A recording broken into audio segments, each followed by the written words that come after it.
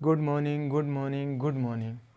तो हम लोग पढ़ रहे थे रीजनिंग, और रीजनिंग में हम लोग पढ़ रहे थे वेन डायग्राम। वेन डायग्राम में हमने 2 वीडियो आपके लिए अपलोड किए थे। उन 2 वीडियो को देखना और उनमें क्वेश्चन कराए थे। टाइप फर्स्ट कंप्लीट किया था। आज हम करेंगे टाइप सेकंड से क्वेश्चन जो बनते हैं, उसके बाद टाइप थर्ड अगर टाइम रहा तो चलिए देखते हैं टाइप फर्स्ट का क्वेश्चन कैसे बनते हैं आपके पास। टाइप फर्स्ट में आपको ये फिगर दिया जाएगा, और देखो ये फिगर दिया जाएगा, उसमें ये नहीं दर्शाया जाएगा। हो सकता है दर्शाया जाए, हो सकता है एक लैंग्वेज दी जाएगी। लैंग्वेज ऐसे दी जाएगी कि जो वृत्त है वो छात्रों को दर्शाता है, जो त्रिभुज है वो नेताओं को दर्शाता है, और जो आयत है वो बेरोजगारों को दर्शाता है। तो ये तुम्हें बनाना है, या तो पेपर मिले तो उसमें लिख देना है कि वृत्त है छात्रों को, जैसे हमने लिख दिया ऐसे ही। उसके बाद में आपको क्वेश्चन देखो 3 देखने को मिलेंगे। जैसे यहाँ 3 देखने को मिले, वहाँ हो सकता है 1 मिले, 2 मिले, या तो 3 मिले, या 4 भी मिल सकते, 5 भी मिल सकते।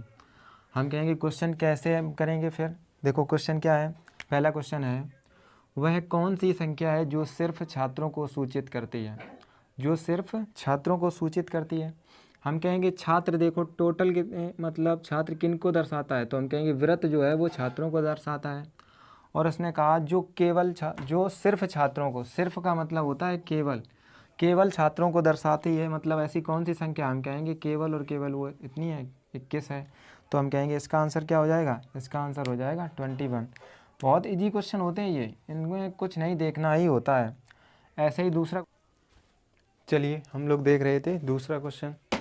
तो दूसरा क्वेश्चन ये रहा आपके पास। दूसरा क्वेश्चन हम बात करें, छात्र नेता को दर्शाने वाली संख्या बताइए।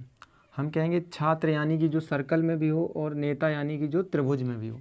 ऐसी संख्या कौन सी है आपके पास, तो हम कहेंगे ऐसी संख्या केवल और केवल हमें 14 दिखाई दे रही, जो ऑप्शन क्या हो जाएगा, बी ऑप्शन सही हो जाएगा। ऐसे ही देखें अगर हम तीसरे नंबर क्वेश्चन नंबर तीसरे नंबर में देखना, बेरोजगार छात्र नेता को दर्शाने वाली संख्या बताएं। यानी कि वो देखो सर्कल में भी हो, त्रिभुज में भी हो, और आयत में भी हो। ऐसी कौन सी संख्या है, तो यानी कि छात्र भी होना चाहिए, नेता भी होना चाहिए, और बेरोजगार भी होना चाहिए। ऐसी कौन सी संख्या, हम कहेंगे 11, जो इसका आंसर क्या हो जाएगा, ऑप्शन सी सही हो जाएगा। आई होप समझ में आया होगा। तो चलिए इसे साफ करते हैं और देखते हैं अगला क्वेश्चन। अगला क्वेश्चन देखते हैं, और जो अगला क्वेश्चन है आपके पास, चलो ऐसे ही देखते हैं अगला क्वेश्चन।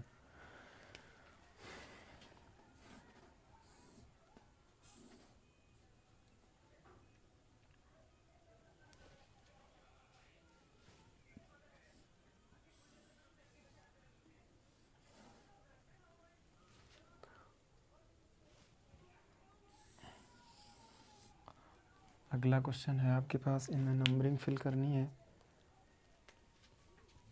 1 2 10 3 20 हो जाएगा। उसके बाद 5 और 15। हम कहेंगे ये नंबरिंग फिल है। अब देखो कह रहा है जो त्रिभुज है वो किनको दर्शाता है, त्रिभुज दर्शाता है हमारा इंजीनियर को। किसको, इंजीनियर को। और जो वृत्त है वो किसको दर्शाता है, हम कहेंगे वृत्त दर्शाता है हमारा वकील को। किसको, वकील को। और जो हमारे पास आयत है वो दर्शाता है हम किसको, डॉक्टर्स को। किसको, डॉक्टर्स को। हम कहेंगे ये आपके पास क्वेश्चन है, और इसके क्वेश्चन क्या है। क्वेश्चन पहला है आपके पास, ऐसे कितने इंजीनियर हैं जो केवल डॉक्टर हैं। हम कहेंगे पहला क्वेश्चन है, ऐसे कितने इंजीनियर हैं जो, कैसे कितने इंजीनियर हैं जो केवल डॉक्टर हैं। ऐसे कितने इंजीनियर हैं जो केवल डॉक्टर हैं। इसका आंसर क्या होगा, देखो इंजीनियर होना चाहिए और डॉक्टर होना चाहिए। ऐसी संख्या कौन सी है जो आयत में भी है और त्रिभुज में भी है। हम कहेंगे ऐसी संख्या सिर्फ और सिर्फ आपके पास कितनी है, हम कहेंगे 3 है। कितना है, इसका आंसर क्या होगा, 3 है। अगला क्वेश्चन है आपके पास, ऐसे कितने वकील हैं जो इंजीनियर हैं। ऐसे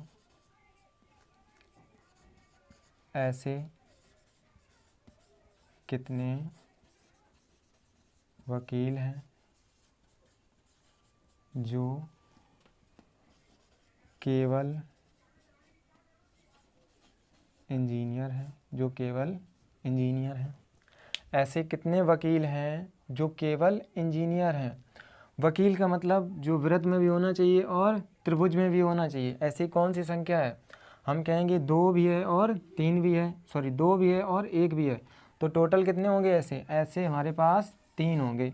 हम कहेंगे ऐसे कितने वकील हैं जो केवल इंजीनियर हैं। ऐसे 3 वकील हैं जो केवल इंजीनियर हैं। हमने कहा ठीक है।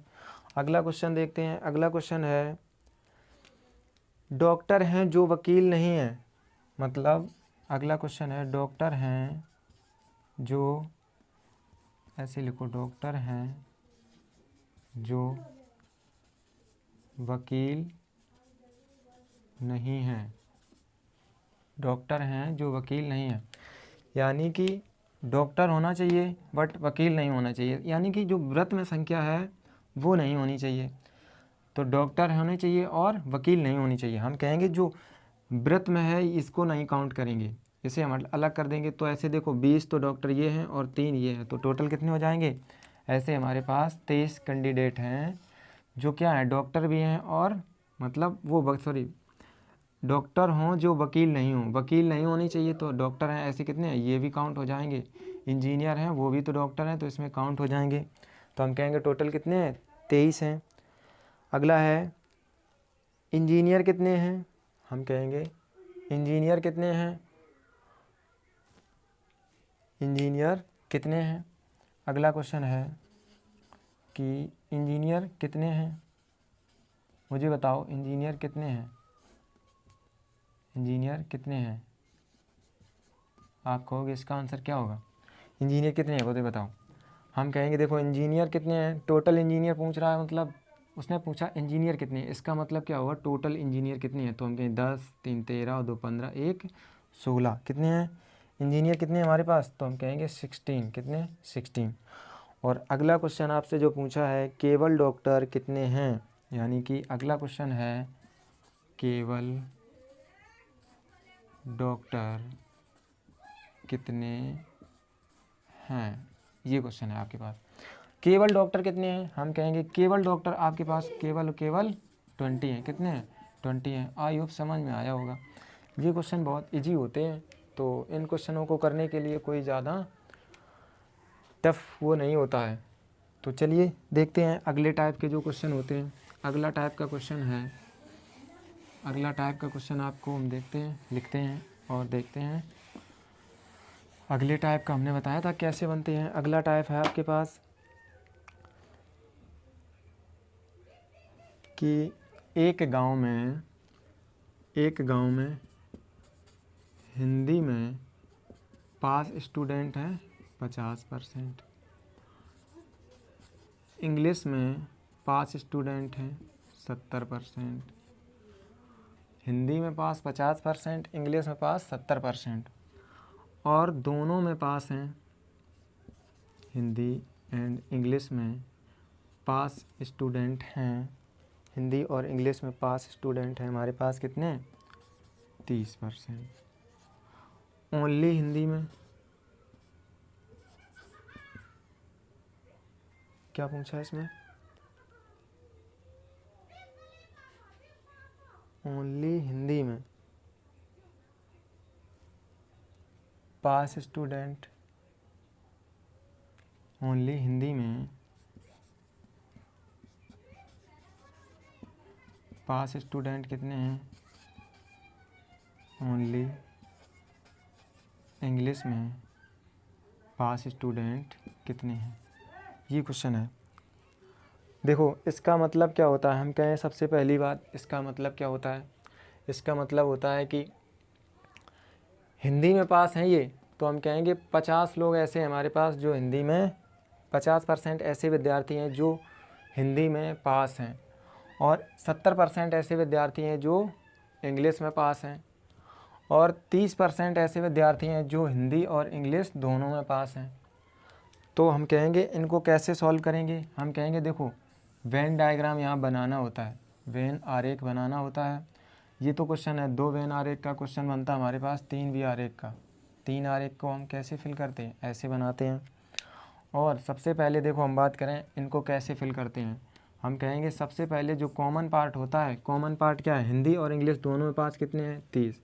हम कहेंगे हिंदी और इंग्लिश दोनों में पास कितने हैं 30। अब वो कह रहा है देखो ये वाला मान लिया हमने हिंदी का, ये वाला मान लिया हमने इंग्लिश का। तो हम कहेंगे टोटल लोग कितने थे 50%, 30% तो इस सर्कल में देखो आ गए भाई, ये भी सर्कल 30, तो बचे कितने, हम कहेंगे 20। अब देखो इंग्लिश में कितने हैं 70, 30 आ गए तो बचे कितने, हम कहेंगे 40। देखो अब देखो इन दोनों सर्कलों को, इस पूरे से सर्कल में कितने हो रहे हैं 70 और इस पूरे सर्कल में कितने हो रहे हैं 50। हम कहेंगे ठीक है।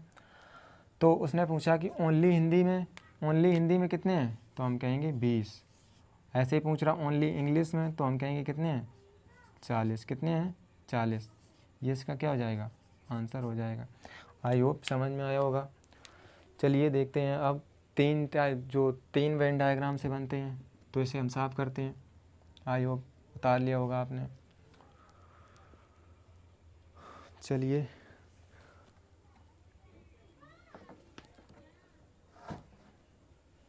तो इसे हम साफ करते हैं।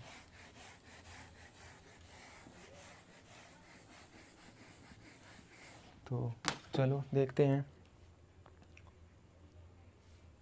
क्वेश्चन लिखते हैं आपके पास कि इंग्लिश में पास स्टूडेंट हैं हमारे पास कितने 30, कितने हैं 30 हैं। ऐसे ही मैथ में पास स्टूडेंट हैं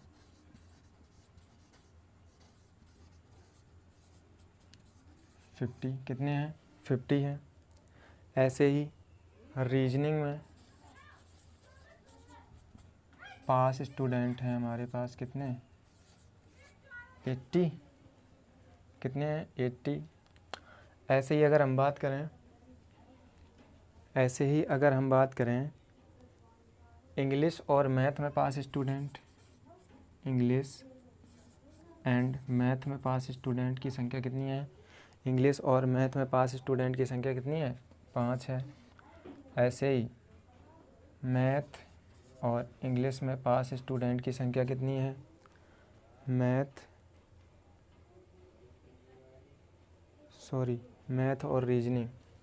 और रीजनिंग में पास स्टूडेंट की संख्या है कितनी 15। ऐसे ही रीजनिंग और इंग्लिश में पास स्टूडेंट की संख्या कितनी है, हम कहेंगे 6। और मैथ रीजनिंग इंग्लिश में पास स्टूडेंट की संख्या कितनी है, हम कहेंगे 2।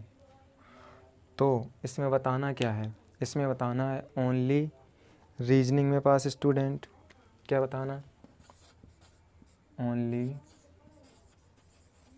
रीजनिंग में पास स्टूडेंट की संख्या कितनी है, और बताना है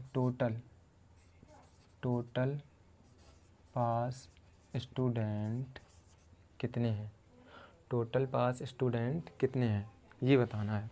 तो हम कहेंगे इसे कैसे सॉल्व करेंगे। इसे सॉल्व करने के लिए वेन डायग्राम बनाना पड़ेगा, वेन आरेख बनाना पड़ेगा। देखो ये 3 का है तो इसमें 3 बनाएंगे वेन आरेख, कितने बनाएंगे 3 बनाएंगे। अब देखो हमने सबसे पहले आपको बताया था कि इनको सॉल्व करने के लिए सबसे पहले कॉमन पार्ट फिल किया जाता है। कॉमन पार्ट क्या है, सबसे पहले कॉमन पार्ट ये, उसके बाद इसे हमने कहा ठीक। तीनों में कॉमन पार्ट कितना है, हम कहेंगे तीनों में पार्ट कितना कॉमन 2। सब तीनों में कॉमन कितने स्टूडेंट हैं, हम कहेंगे 2। कितने 2। अब देख लो सबसे पहले तो इसे मानते हैं हम इंग्लिश और इसे मानते हैं मैथ और इसे मानते हैं हम रीजनिंग अपनी, ठीक है। उसके बाद देखो मैथ और इंग्लिश में पास स्टूडेंट की संख्या कितनी है? मैथ और इंग्लिश में स्टूडेंट पास संख्या कितनी है? देखो अभी देखो इसे कैसे फिल करते हैं, इसे ध्यान से देखना। हम कहेंगे मैथ और इंग्लिश में पास स्टूडेंट कितने हैं? 5। मैथ और इंग्लिश का पार्ट कॉमन कितना है? आप कहोगे सर इतना कॉमन पार्ट है, कितना है? हम कहेंगे मैथ और इंग्लिश का कॉमन पार्ट कितना है? इतना है। इतने में फिल कितने हो चुके हैं? 2। बचे कितने आपके पास? हम कहेंगे 5 थे टोटल, इतने पार्ट कॉमन है, इतने पार्ट में कितने थे? 5। 2 फिल हो चुके, बचे कितने? हम कहेंगे 3। कितने बचे? 3। आई होप समझ में आया होगा। ठीक है, तभी तो 5 होंगे। हमने कहा ठीक है। ऐसे ही मैथ और रीजनिंग में देखो कॉमन पार्ट कितना है? मैथ अगर रीजनिंग में कॉमन पार्ट की बात करें, मैथ रीजनिंग में कॉमन पार्ट कितना है? इतना है। हम कहेंगे टोटल कितने हैं? 15। 5 कितने चुके? 2। बचे कितने? 13। हमने कहा ठीक है। ऐसे ही वो कह रहा रीजनिंग और इंग्लिश में कॉमन पार्ट कितना है? हम कहेंगे कॉमन पार्ट इतना है। कॉमन पार्ट कितना है? इतना है। कॉमन पार्ट कितने हैं हमारे पास? 6 हैं। 2 पहुंच चुके, बचे कितने? 4। हमने कहा ठीक है। उसके बाद में इंग्लिश में कह रहे इंग्लिश में पास स्टूडेंट कितने थे? 30। कितने थे? 30। और पहुंच कितने चुके? 4 3 7 2 9। तो बचे कितने? 21। कितने बचे? 21।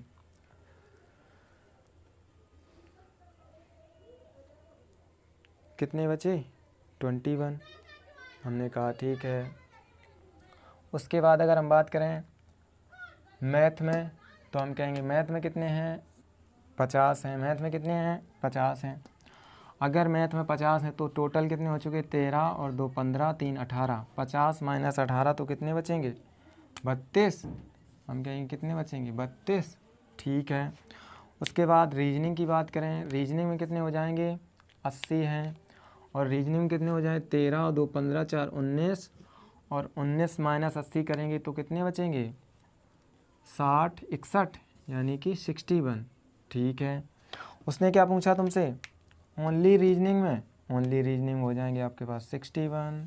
हमने कहा ठीक है। उसने क्या पूछा? टोटल पास स्टूडेंट की संख्या कितनी है? टोटल पास स्टूडेंट की संख्या कितनी है? टोटल पास स्टूडेंट की संख्या, तो हम कहेंगे टोटल पास कैसे निकालेंगे? आप देखो ध्यान से, टोटल कैसे निकालते हैं। देखो टोटल का मतलब होता है सबको ऐड कर दो और निकल आएंगे टोटल। लेकिन हम कैसे निकालेंगे? तो हम कहेंगे देखो इस वाले सर्कल को आपको ऐड करने की आवश्यकता नहीं है। आप कहोगे क्यों? हमें पता है इसमें टोटल कितने हैं। आप कहोगे 21 हैं। कितने हैं? सॉरी, टोटल कितने हैं इसमें? 80 हैं। इस वाले सर्कल में टोटल कितने हैं? 80 हैं। बचे कितने हैं? इनको जोड़ दो। 3 2 5 2 3 53। टोटल कितने बचे? 53। इन दोनों को जोड़ा तो कितने हो जाएंगे? 53। सॉरी 3 2 5 3, सही तो है, 53 हो जाएंगे। तो यहाँ टोटल कितने हो जाएंगे? 3 8 5 13, यानी कि 133। ये टोटल आपके पास स्टूडेंट क्या आ गए? कितने हैं total pass student? 133। I hope समझ में आया होगा। तो चलिए आज के लिए इतना ही रखते हैं। और ये चैप्टर क्वेश्चन करना समझ में आया होगा। तो चलो साफ़ करते हैं। और आज के लिए इतना ही, मिलते हैं कल। तब तक के लिए